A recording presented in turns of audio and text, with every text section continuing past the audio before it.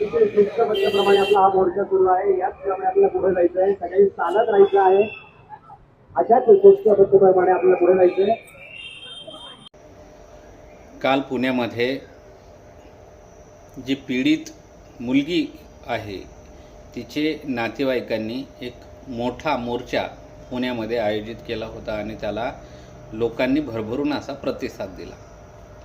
पण त्याच ठिकाणी पुण्यामध्ये काल माननीय महसूल मंत्री बावनकुळे सुद्धा होते.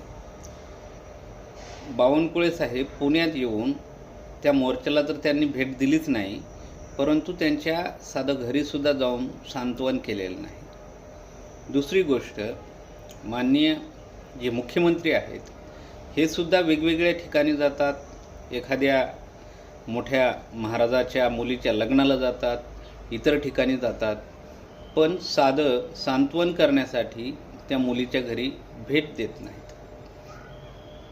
म्हणजे इतकं असंवेदनशील वागणं हे खरंच महाराष्ट्राच्या संस्कृतीला तर शोभत नाही.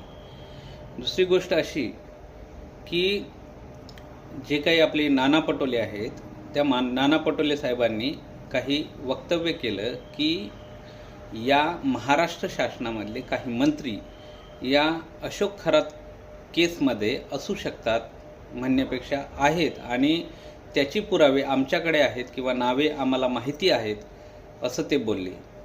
खरं तर हे अशोक खरात फाईल जी आहे, जसं जगामधली एप्स्टीन फाईल आहे त्याच प्रकारचं हे अशोक खरात प्रकरण आहे. आणि माझं पहिल्यापासून मत असं आहे की या अशोक खरात प्रकरणामध्ये या महाराष्ट्र शासनामधले मोठ्यातली मोठे नेतेसुद्धा सामील असू शकतात.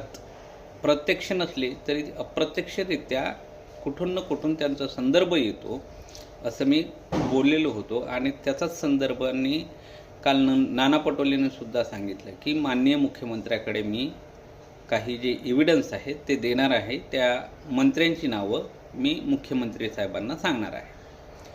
म्हणजे या सगळ्यावरून असं दिसून येतं की एकतरी एका बाजूला जी काही महिलांवरील अत्याचार आहे, आपण जी रिपोर्ट आला क्राईमचा NCRBचा, त्या रिपोर्टनुसार महाराष्ट्रसुद्धा क्राईममध्ये कुठेतरी संख्या वाढताना दिसत आहे.